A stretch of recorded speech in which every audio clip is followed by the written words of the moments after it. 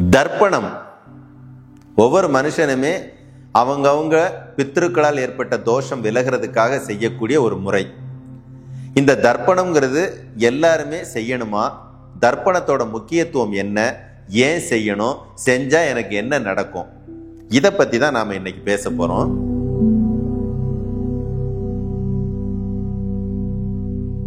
நம்ம பழனி போகர் சித்தாந்த சபை நடத்தக்கூடிய வருடத்திற்கு 3 முறை மட்டுமே நடக்கக்கூடிய ஈசான தந்திரா என்ற ஒரு அற்புத உபதேச வகுப்பு வரக்கூடிய ஜூலை 24 ஆடி அமாவாசை அன்னைக்கு நடக்குது.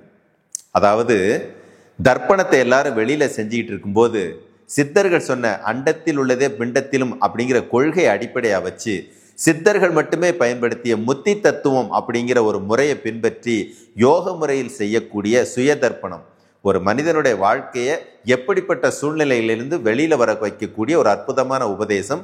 வருடத்திற்கு 3 முறை மட்டுமே நடக்கக்கூடிய உபதேசம் ஆடி அமாவாசை அன்னைக்கு பழனியில நடக்க இருக்குது. அற்புத வாய்ப்பை எல்லாருமே பயன்படுத்திக்கோங்க. இப்போ பிறந்த ஒவ்வொரு மனுஷனோட தலையிலையும் பித்ரு தோஷங்கிறது இருந்தே தீரும். பித்ருக்கள் அப்படின்னா நமக்கு முன்னால இருந்த அத்தனை முன்னோர்களுமே நம்முடைய முன்னோர்கள் என்று சொல்லக்கூடிய பித்ருக்கள் தான். பித்ருக்கள் மூலமா தோஷம் நமக்கு வந்திருக்குமான்னு கேட்டால் கண்டிப்பா வந்திருக்கும். அது நல்ல தோஷமா இருக்கலாம், இல்லை கெட்ட தோஷமா இருக்கலாம். கெட்டது செஞ்சிருந்தது இப்ப எல்லாரும் நினைப்பீங்க நம்ம முன்னோர்களுக்கு நாம செய்யாம விட்ட கர்மா தான் நம்மளை பாதிக்குதுன்னு. அதெல்லாம் இல்லை.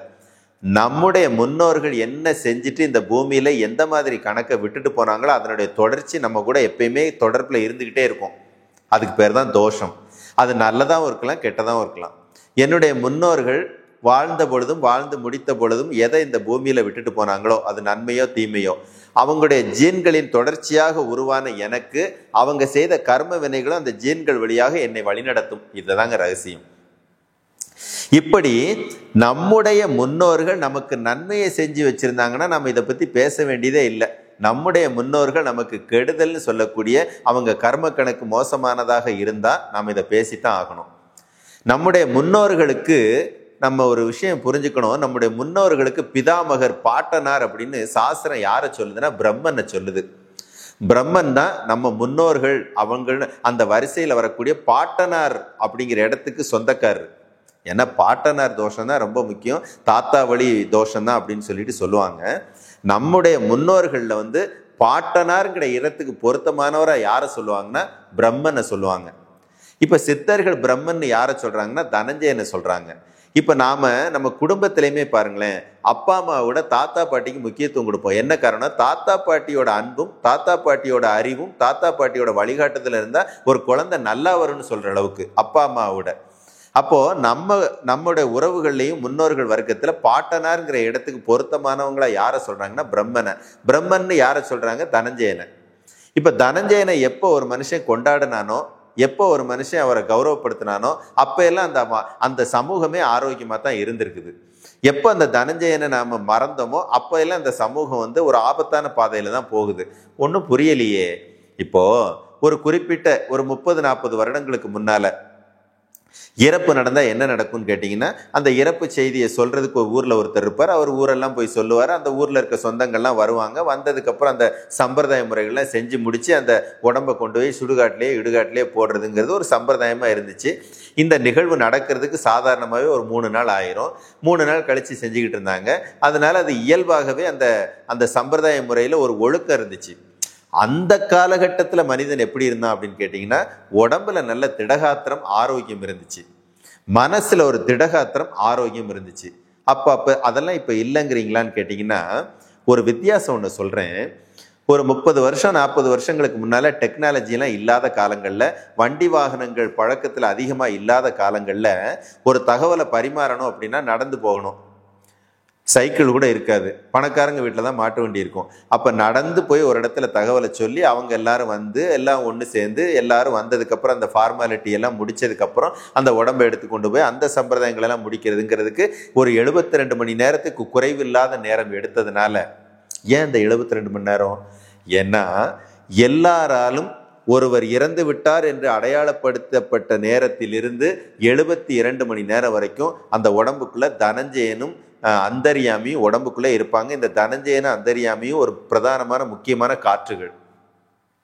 இந்த 2 பேரும் உடம்புக்குள்ள இருக்கும்போது அந்த உடம்பை எரிச்சாலோ புதைச்சாலோ அதுக்கு பேர் பிரம்மஹத்தி, அதுக்கு பேர் மிக கடுமையான தோஷம். அப்படி ஒரு தோஷத்தை யார் செய்யறாங்களோ அந்த சமூகம் மனநிறைவில்லாத, உடல் ஆரோக்கியத்தை இழந்த, ஒரு தெளிவில்லாத வாழ்க்கையை தான் வாழ்வாங்கிறது ஆரம்பத்துல இருந்து நம்ம தெரிஞ்சுக்கிட்ட ஒரு உண்மை. அந்த வகையில அப்போ அது ப்ராப்பரா நடந்ததுனால அப்போ மனிதனுடைய மனமும் குணமும் எப்படி இருந்துச்சு தெரியுமா? ஒரு நோயே வந்தா கூட அட விடப்பா அதெல்லாம் என்ன பண்ணிட போகுது அப்படிங்கிற மாதிரி. ஒரு குழந்தை அடிபட்டு விழுந்து எந்திரிச்சு வந்தா கூட வீடு அதுக்கெல்லாம் போய் அழுவாங்களா யாராவது? இது மாதிரி விஷயத்துக்கு யாராவது அழுவாங்களா? ஆம்பளை பிள்ளை அழலாமா? இப்படின்லாம் சொல்லி நமக்கு தைரியம் சொல்லுவாங்க. அதுவே இப்ப பாருங்க, ஒரு நோய் வருதோ இல்லையோ ப்ரீ பிளானிங்கா ஒரு மாசத்துக்கு அப்புறம் போய் செக்அப் பண்றதுக்கு ஆஸ்பத்திரியில் அப்பாயின்மெண்ட் போடுற அளவுக்குலாம் நம்ம மாறிடல. ஒரு சின்ன விஷயத்துக்கு உடனே ஆஸ்பத்திரிக்கு ஓடிடணுங்கிற அளவுக்கு நம்முடைய எண்ணங்கள் மாறல. நம்ம குழந்தைக்கு ஒண்ணுன்னா ஐயோ அம்மானு துடிக்கிற அளவுக்கு நம்ம மாறிடல. இதெல்லாம் ஏன் நடந்துச்சு? சரி, குழந்தையாவது ஒரு ஆரோக்கியமா ஒரு திருமணம் நடந்த உடனே ஒருத்தர் குழந்தை பேர் உண்டாயிருச்சு, இல்ல திருமணம் அந்தந்த காலகட்டத்தில் நடந்துருச்சு, இல்ல என் தொழில ஒரு சிறப்பு அமைஞ்சிருச்சு, இல்ல என் வருமானம் நிறைவா இருக்கு, இல்ல என் குடும்பத்தோட நிம்மதியா இருக்கிறேன் அப்படின்னு யாராவது ஒருத்தரால கையை தூக்கி நான் இருக்கிறேன்னு சொல்ல முடியுதா பாருங்க. இதெல்லாம் ஆரம்பத்துல 55 வயசுல குழந்தை பெத்துக்கிட்டாங்க. இருக்கிறத வச்சு நிம்மதியா வாழ்ற அளவுக்கு அவங்ககிட்ட மனநிறைவு இருந்துச்சு. சின்னதா சில இடங்கள்ல குளறுபடி இருந்தாலும் கூட அவங்க வாழ்க்கை சூப்பரா இருந்துச்சு, சமுதாயம் செழிப்பா இருந்துச்சு. இன்னைக்கு அதெல்லாம் எங்க இருக்குன்னு பாருங்க. காரணம், நம்முடைய பிதாமகர் என்று சொல்லக்கூடிய, நம்முடைய பாட்டனார் என்று சொல்லக்கூடிய சித்தர்களால் அடையாளப்படுத்தப்பட்ட பிரம்மதேவனாகிய தனஞ்சயனை நாம் கொண்டாட மறந்ததின் விளைவு. அப்ப அந்த தனஞ்சயன்னா யாரு? ஏன் அவனை கொண்டாடணும்? அவர் இருக்கும்போது நாம் அவரை உண்மையிலே கொண்டாடணுமா? அந்த தனஞ்சயனை இந்த சமூகம் மறக்கலையா? அந்த தனஞ்சயனை சித்தர்கள் எப்படி பார்த்தாங்க? அது நம்ம கூட எந்த வடிவத்தில் இருக்குது? என்னைக்கா யோசிச்சிருந்தீங்கன்னா உங்க வாழ்க்கையிலையும் நாம இழந்த அந்த நிம்மதியும் நிறைவும் நமக்கு திரும்ப கிடைச்சிருக்கும். அப்ப தர்ப்பணம் எங்க கொடுக்கணும்? நதிகளிலேயோ, கடல் தீரங்களிலேயோ, ஆத்தங்கரையிலேயோ, கோயில்களிலேயோ இல்ல. சித்தர்கள் நமக்கு ஒரு வார்த்தையை சொல்லியிருக்காங்க, அண்டத்தில் என்ன இருக்கோ அது அப்படியே உன் பிண்டத்திலே இருக்கு. இப்போ ஒரு நதியை சொல்றீங்க, ஒரு கடல் தீரத்தை கடற்கரையை சொல்றீங்க, ஒரு இறைவனுடைய ஆலயத்தை சொல்றீங்கன்னா அது அத்தனை அப்படியே உள்ளேயும் இருக்குதுங்கிறது அர்த்தமாகுது சித்தர்கள் சொன்ன முறைப்படி. அவங்க என்ன சொல்றாங்க? தர்ப்பணம்னா உள்ளுக்குள்ளார இந்த கர்ம கணக்குகளை எல்லாம் நிறைவு செய், நேர் பண்ணி விடுங்கிறதுக்கு தான் தர்ப்பணங்கிற வார்த்தையை சொல்றாங்க. அப்போ ஏற்கனவே நம் முன்னோர்கள் மூலமாக பதிவு செய்யப்பட்ட அந்த கர்ம கணக்கு அவர்களுடைய தொடர்ச்சியாக நம்ம உடம்புல இருக்க ஜீன்களோட தொடர்புல இருந்துகிட்டு இருக்குது. அந்த தொடர்பை கட் பண்ணி நேர் பண்ணிட்டு புதுசா பிறந்து உன் வாழ்க்கையை ஸ்டார்ட் பண்ணுங்கிறதுக்கு அர்த்தம் தான் தர்ப்பணம். அப்போ ஒரு மனுஷன் தர்ப்பணம் கொடுக்கணும்னா முதல்ல என்ன புரிஞ்சுக்கணும்? ஏற்கனவே என்னோடு தொடர்பில் இருக்கக்கூடிய கர்ம கணக்குகளை அழிக்கணும்னு அர்த்தம். அழிச்சிட்டு என்னுடைய சார்பில் இனி புது கணக்கை தொடங்கணும்னு அர்த்தம். இப்படி புரிஞ்சுக்கிட்டீங்கன்னா தர்ப்பணம் ஏன் செய்யணும், எதுக்கு செய்யணும்னு தெரியும். தர்ப்பணத்துல 2 விஷயம் மறக்கக்கூடாது. ஒன்று, வெளியில செய்யறதல்ல, உள்ள செய்யணுங்கிற விஷயத்த மறக்கக்கூடாது.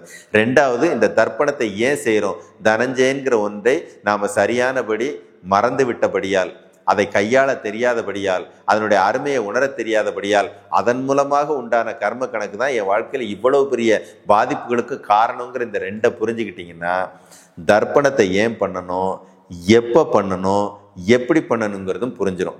இதைத்தான் நம்ம சபை ஆரம்பத்திலேருந்து சொல்லுது. எப்பவுமே ஒரு விஷயத்தினுடைய உண்மைத்துவத்தை நாம் உணர்வதற்கு முன்னாலே விமர்சனம் செய்வதையெல்லாம் தவிர்த்துட்டு ஒரு முறை நம்ம சொல்லக்கூடிய அந்த சுய தர்ப்பணம் என்று சொல்லக்கூடிய ஒரு வாய்ப்பை பயன்படுத்தி பாருங்களேன். அதுக்கப்புறம் வாழ்க்கையில் இந்த தொடர் தோல்விகள், தொடர் தடைகள், தொடர் பிரச்சனைகள், கவலைகள், இந்த மாதிரி ஒரு நிம்மதி இல்லாத, திருப்தி இல்லாத வாழ்க்கைன்னு சொல்றீங்களே, அது அத்தனை மாறிறத உங்களால் ஃபீல் பண்ணவே முடியும். அப்படி ஒரு வாய்ப்பு தான் வரக்கூடிய ஜூலை 24 ஆடி அமாவாசை அன்னைக்கு வருஷத்துக்கு 3 தடவை மட்டுமே நடக்கக்கூடிய அந்த அற்புதம் பழனியில ஈசான தந்திராங்கிற பேர்ல சுயதர்ப்பணம் நடக்க இருக்குது. அற்புதமான வாய்ப்பை பயன்படுத்திக்க, வாழ்க்கையை கொண்டாட்டமா வாழுங்க. குருவே சரணம்.